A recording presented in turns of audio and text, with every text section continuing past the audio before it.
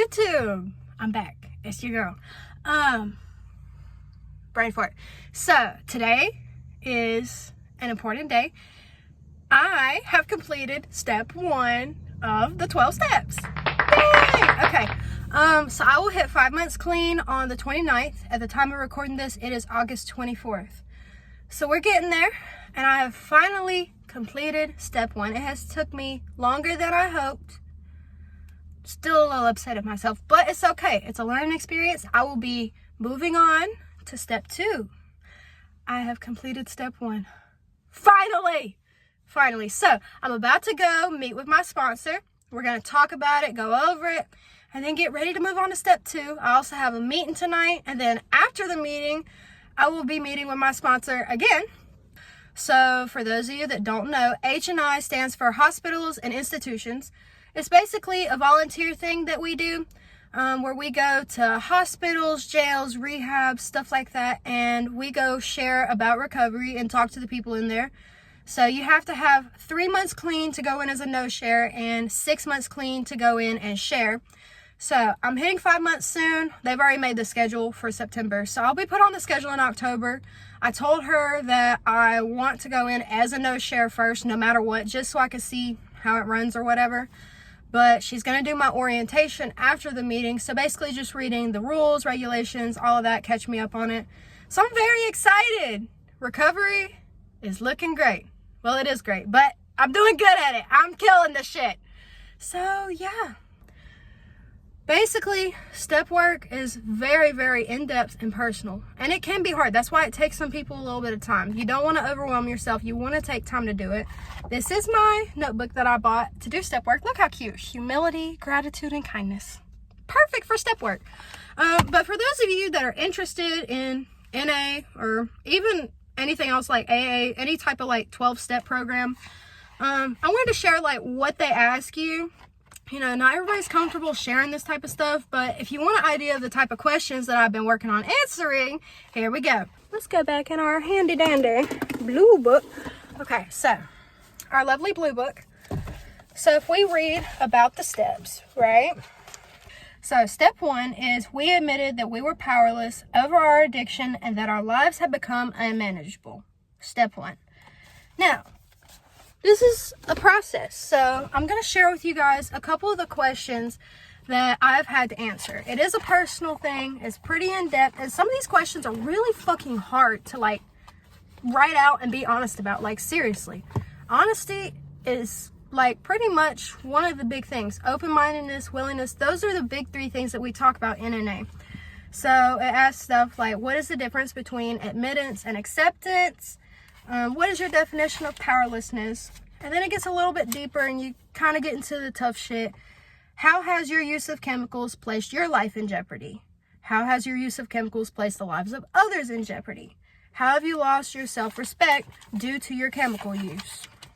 What are some other consequences caused by your use of alcohol or drugs that are tangible or intangible? Give 5 examples of how powerlessness has revealed itself to you in your life. Have you tried to control your consumption of chemicals? List some examples of feelings you've tried to alter with the use of chemicals. List some examples of unmanageability caused by your use of chemicals. So, yeah, these are some deep questions. In what ways is your life unmanageable today in recovery? You know, what were the good things that drugs did for you initially that you hope they will continue to do for you even after you started facing damaging consequences? So it really makes you sit and think. Like, you have to sit and think about this shit. It's not easy. You think it's easy to sit here and be like, well, I almost died a bunch of times. Yeah. Or, you know, even harder. I could have put the lives of others at risk because I would use drugs or drink or whatever and go driving around. And not only could I have got a DUI, I could have fucking killed somebody. Myself, my passengers, other people on the road.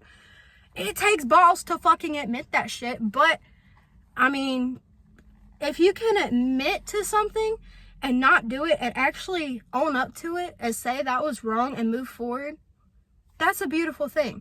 I'm not going to sit here and be ashamed of it because, yes, I know it was wrong, but I had the choice of continue down that road or get my shit together. And I chose to get my shit together. So, I'm on my way to Starbucks to meet with my sponsor and tell her all the shit that I wrote down. She doesn't know my answers to any of these questions yet. We haven't talked about it. So that's what we're doing now. And then it's on to step 2. I'll probably record a little bit more after the meeting, and I do my H&I orientation to let you know how the meeting went with my sponsor. So yeah. Also, please ignore the bag of clothes. I have to take it to the thrift store to donate. So ignore that. But my car is a lot cleaner. It's another thing I'm really proud of. It's been vacuumed, got all the trash out. That was a struggle for a while, especially in active addiction. I did not give a fuck, okay? I was rolling blunts down the highway, just throwing guard guts in the floor. No fucks given, okay? Just genuinely didn't care. But now, I give a fuck. So my car is clean. All right, cool. All right, y'all. It is now about 8 p.m. Your girl is tired, but I met with my sponsor. We went over step work. I went to the meeting, and then I did H&I orientation. So H&I orientation went good. Ooh, my makeup's sweating off, y'all. The AC was broke in our building where we have the meeting, and it didn't decide to start working until right after the meeting. That was kind of tragic. But H&I will be going in for my first H&I on September 19th. I will be going in as a no-share. You have to have 3 months clean to go in as a no-share, 6 months to go in and share. So I'll be in month 5, and that way, when October rolls around, I'll hit 6 months on September 29th. So when she makes the schedule for October, I can go in and already have experience, and I can go in and share. So excited for that. I will be sharing at a detox center, a local detox center. So that's where I'll be going in and sharing. I am now on step 2. God, my makeup. Let's just ignore it. So we have our lovely blue books. Let's see what we are gonna be working on. Step 2. We came to believe that a power greater than ourselves could restore us to sanity.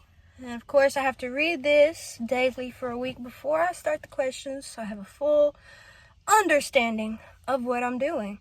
And it talks about the first paragraph. I'll save you the whole reading. First paragraph, it says, the second step is necessary if we expect to achieve ongoing recovery. The first step leaves us with a need to believe in something that can help us with our powerlessness, uselessness, and helplessness. The first step has left a vacuum in our lives. We need to find something to fill that void. That is the purpose of the second step. So that's what I'm working on now. Looking forward to it. I'm very, very excited. I've got the questions. I'm ready to do it. This time, it will not take me anywhere near as long. First of all, because I have a couple less questions, but also because I'm not going to procrastinate. I will not procrastinate. So yeah, that's where we're at. We're about to be in month 5, and this is going to be a good month. We're on step 2 of the step work.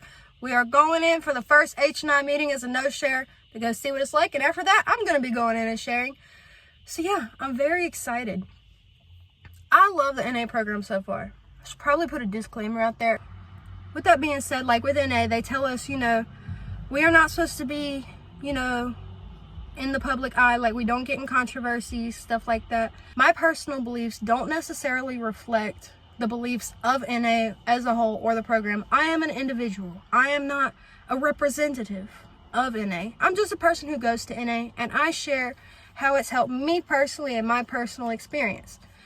I definitely recommend the meetings. It's good. I love talking about it. I share about it mostly because that is a part of my recovery journey. But just know, even if you don't go to NA, if you go to something else like AA or SMART meetings or anything of that sort, whatever it takes for you to recover and get clean and live a better life, just fucking do it, man. Like, recovery is worth it. This is what works for me. I love the program. If you're thinking about the program, I would recommend it. And, not all meetings are the best. I have been to some NA meetings where I was like, I'm never going back to that meeting again. That's okay. There's other meetings, Give it a chance. If it's not for you, that's okay. Find another way. But this is what works for me. And I hope that me talking about it and sharing about it, even if you don't go to NA, just seeing my recovery in general and speaking about recovery, I just want to spread the message of recovery. I suffered in silence for so long that I feel the need to recover out loud. I will not stay in silence and suffer alone. I will recover out loud where everybody can see it, and I will brag about it, and I'll be proud of it because I am fucking proud. Like, it is what it is, man. Shit happens, but I'm on a better path. So what is there to not be proud of, So I think that's it for today's video. I think that's about all I got. Like, comment, subscribe, share, all that shit. Leave me a comment, you know, something to talk about. I love responding to you guys' comments. I like when people comment and tell me that I helped them and, you know, like relate to what I'm saying, or, you know, whatever it is. Like, I just love that connection. You know, I like YouTube and I like posting because I feel like I can be connected with anybody, anywhere in the world at any time. So I don't care if you find this video in like 5 years from now. Leave me a freaking comment, okay? Tell me about your journey. Tell me where you're at, because I'm not a selfish person. I try not to be selfish. Tell me about yourself. But yeah, do all that fun stuff like usual, and I'll see you in the next video. Bye.